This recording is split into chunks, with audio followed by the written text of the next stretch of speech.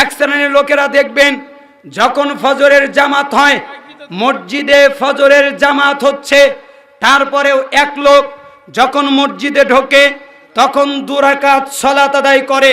কেন? জামাতে তো লম্বা কিরাত পড়ছে, তাহলে আমি 2 রাকাত পড়তে পারবো। তাদেরকে যদি বলা হয় যে ইমাম যখন সালাত পড়াবে তখন তো সালাত পড়া যাবে না, সুন্নাত পড়া যাবে না, তখন তারা দলিল দেয়। আয়েশা রাদিয়াল্লাহু আনহা বলেছেন, রাসূল সাল্লাল্লাহু আলাইহি ওয়াসাল্লাম তিনি বলেছেন, রাকাআতাল ফাজরি খায়রুম মিনাদ দুনিয়া ওয়া মা ফিহা। ফজরের পূর্বের 2 রাকাত সালাত পৃথিবী আর পৃথিবীর মধ্যে যা কিছু আছে সবচেয়ে উত্তম। হাদিস মুসলিম 225 নম্বর হাদিস। তার মানে বোঝা যায় ফজরের পূর্বের 2 রাকাত, ওই 2 রাকাত সুন্নাত এত নেকি, এত ফজিলত, পৃথিবীর মধ্যে যা কিছু আছে সবচেয়ে উত্তম ফজরের পূর্বের 2 রাকাত সুন্নাত। তাহলে বোঝা যায় ইমাম ফরজ পড়লেও 2 রাকাত সুন্নাত পড়া লাগবে, এটা তারা বুঝলো, ঠিক না? এই হাদিস অনুযায়ী তারা আমল করে না? করে। দেখবেন ফজরের জামাত চলছে, তারপরেও এক শ্রেণীর লোকেরা সুন্নাত সালাত আদায় করে। আপনি হাদিস বোঝেন নাই, এই হাদিসটাকে আরো অন্য হাদিস দিয়ে ব্যাখ্যা করতে হবে। আবু হুরায়রা বলেন, রাসূল সাল্লাল্লাহু আলাইহি সাল্লাম বলেছেন, ইদা উকিমাতিস সালাহ ফালা সালাতা ইল্লাল মাকতুবা। যখন সালাতের একামত হয়ে যায় তখন ফরজ সালাত ছাড়া আর কোনো সালাত নাই। হাদিস মুসলিম 210। ফরজ সালাতের একামত হয়ে গেলে আর কোনো সালাত নাই। নফল পড়তে পারবে না, সুন্নাত পড়তে পারবে না। মসজিদে ঢুকে 2 রাকাত সালাত পড়তে হয়, তা পড়তে পারবে না। কেন? ফজরের ফরজ সালাত আরম্ভ হয়ে গেছে। ফরজ সালাত আরম্ভ হলে আর কোনো নফল সুন্নাত চলে না। আব্দুল্লাহ বিন শারজিস তিনি বলেন, রাসূল সাল্লাল্লাহু আলাইহি সাল্লাম ফজরের সময় সালাত আদায় করলেন। ওই সময়ে এক ব্যক্তিকে 2 রাকাত সালাত পড়তে দেখলেন।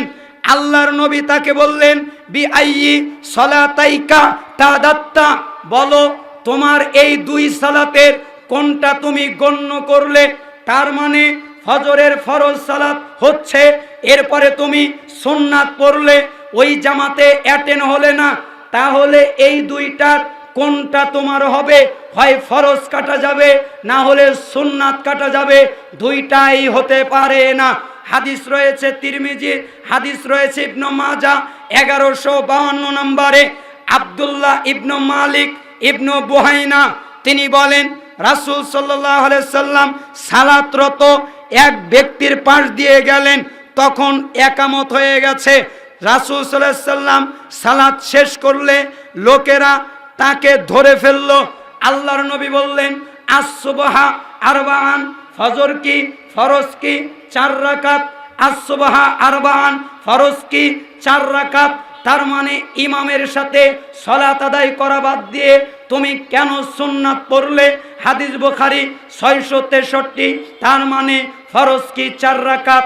আব্দুল্লাহ বিন মালিক ইবনে বুহাইনা তিনি বলেন, রাসূল সাল্লাল্লাহু আলাইহি সাল্লাম সালাতরত এক ব্যক্তির পাশ দিয়ে অতিক্রম করলেন, তখন ফজরের ফরজ সালাতের একামত হয়ে গেছে। আল্লাহর নবী তাকে কি যেন বললেন, আমি বুঝে উঠতে পারলাম না। যখন ওই লোকটা সালাত শেষ করলো, আমরা তাকে ঘিরে ধরলাম, আমরা তাকে বললাম, আল্লাহর নবী তোমাকে কি বলেছেন? তিনি বললেন, আল্লাহর নবী বলেছেন, ইউশিকু আহাদুকুম আইয়ুসাল্লিয়াল ফাজরা আইয়ুসাল্লিয়াল ফাজরা আরবাআন। অচিরেই একটা জামাত বের হবে, অচিরেই একটা দল বের হবে, অচিরেই একটা লোক বের হবে যারা ফজরের ফরজ সালাত 4 রাকাত পড়বে, যারা ফজরের ফরজ সালাত 4 রাকাত পড়বে। ইবনে মাজাহ 1153 নম্বর হাদিস। এই হাদিস দ্বারা আমি আপনাকে বোঝাতে চাইলাম, যখন ফরজ সালাতের একামত হয়ে যায় তখন সুন্নাত নফল সব বাতিল, কিচ্ছু পড়া যাবে না, সবগুলোকে বাতিল করে দিয়ে ফরজ সালাতে অ্যাটেন্ড হতে হবে। এক শ্রেণীর লোকেরা তা করে না, তারা বলে 2 রাকাত একটু পড়েই নেই, ইমামের সাথে গিয়ে আবার ফরজ পড়ব, কিন্তু তার জানা নাই এই 2 রাকাত পড়ার কারণে তার সালাতটা বাতিল হয়ে গেল, এই সুন্নাত পড়ার কারণে তার সালাতটা বাতিল হয়ে গেল, ফজরের একামত হয়ে গেছে। এরপরে যদি 2 রাকাত পড়ে তার ফরজও বাতিল, তার সুন্নাতও বাতিল, দুইটাই বাতিল। এতগুলো হাদিস দ্বারা আমরা এটা প্রমাণ পেলাম। আল্লাহ তাআলা যেন আমাদেরকে বুঝ দান করেন এবং বুঝার তৌফিক দান করেন, আমিন বলে। আপনাদের জন্য 2টা আমলের কথা আমি বলবো। এক, আপনারা মনে রাখবেন, আপনারা কখনো সালাত ছাড়বেন না। আল্লাহর নবী বলেছেন কখনোই ইচ্ছা করে ফরজ সালাত ছেড়ে দিবা না। ওয়ালা তাতরুকান্না সালাতান মাকতুবাতান মুতাআম্মিদান ফাইন্না মান তারাকা সালাতান মাকতুবাতান মুতাআম্মিদান ফাকাদ বারিয়াত মিনহু জিম্মাতুল্লাহ। যারা ইচ্ছা করে ফরজ সালাত ছেড়ে দেয়, আল্লাহ তাদের উপর থেকে দায়িত্ব উঠিয়ে নেয়। তার মানে আল্লাহর কোনো দায়িত্ব নাই, তার মানে আল্লাহর নবীর কোনো দায়িত্ব নাই, তার মানে আল্লাহর দ্বীনের দায়িত্ব নাই। আপনারা কি মনে করেন? আমি মনে করি হাদিসের আলোকে যারা সালাত পড়ে না তারা হলো কাফের। আল্লাহর নবী বলেছেন বাইনার রজুল অবাইনার শিরক ওয়াল কুফর তারকুস সালাহ। একটা ইমানদার আর একটা কাফের, এদের ভিতরে পার্থক্য সালাত ছেড়ে দেওয়া। মুসলিম হাদিস 82, আল আহাদুল্লাযী বাইনানা ওয়া বাইনাহুমুস সালাহ ফামান তারাকাহা ফাকাদ কাফার। আমাদের মধ্যে আর তাদের মধ্যে আমরা যারা সালাত পড়ি তারা হলো মুমিন, যারা সালাত পড়ে না তারা হলো কাফের। সাহাবীদের ফতোয়া, ওমর ইবনুল খাত্তাব বলেন লা হাজ্জা ফিল ইসলাম লিমান তারাকাস সালাহ। যে ব্যক্তি সালাত পড়ে না ইসলামে তার কোনো জায়গা নাই। আলী রাদিয়াল্লাহু আনহু বলেন মাল্লাম ইউসাল্লি ফাহুয়া কাফিরুন। যারা সালাত পড়ে না তারা হলো কাফের। আব্দুল্লাহ বিন শাকিক বলেন মাল্লাম ইউসাল্লি। আব্দুল্লাহ বিন মাসউদ বলেন মাল্লাম ইউসাল্লি ফালা দীন আলাহু। যারা সালাত পড়ে না তাদের কোনো দিন নাই। পরবর্তী প্রজন্ম তাবি আব্দুল্লাহ বিন শাকিক তিনি বলেন কানা আসহাবুন নবী সাল্লাল্লাহু আলাইহি ওয়াসাল্লাম লা ইয়ারাউনা শাইআম মিনাল আমালি তারকুহু কুফরুন গায়রাস সালাহ। সাহাবীরা আমলের মধ্যে কোনো আমল ছেড়ে দেওয়াকে কুফরি মনে করতেন না সালাত ছাড়া।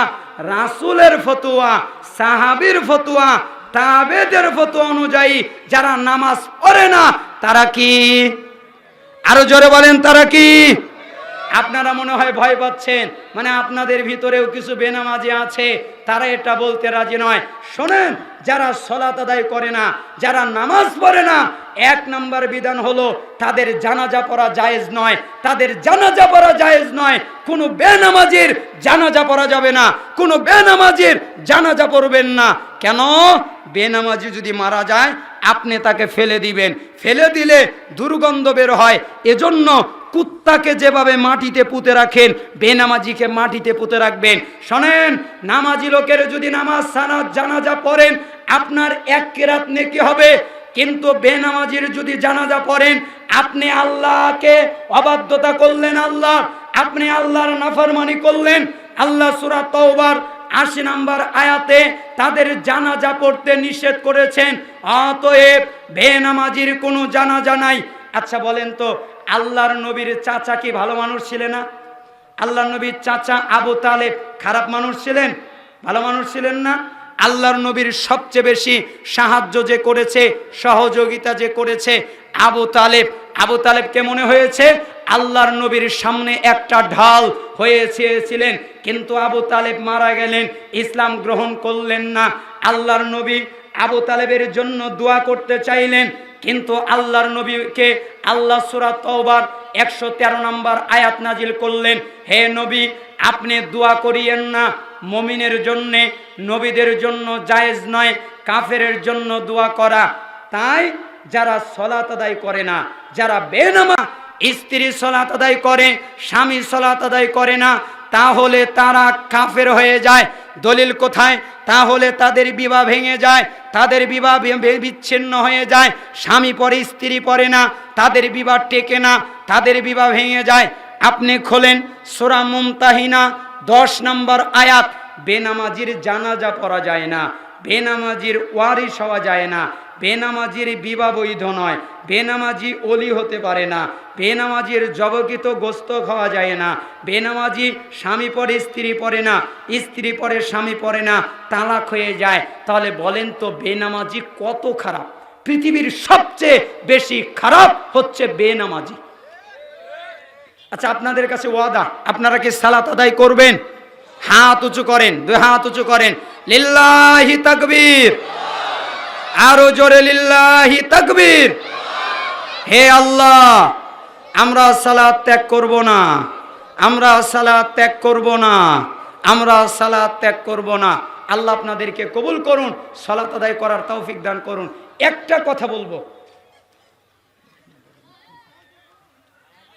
আমরা একটা কথা বলবো, আপনারা জ্ঞানী মানুষ, আপনাদের জ্ঞান আছে, অল্প কথাই বুঝবেন। রাসূল সাল্লাল্লাহু আলাইহি ওয়াসাল্লাম বলেছেন, ওয়াস-সাদাকাতু তুতফিউল খাতিয়া কামা ইতফিউল মাউন নার।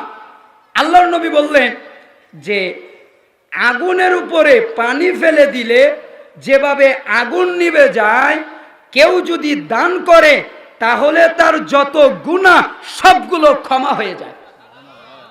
আল্লাহ রসুল বলেছেন, ওয়াস-সাদাকাতু বুরহান, কেউ যদি সাদাকা করে, কেউ যদি দান করে, তাহলে ওই সাদাকা হলো দলিল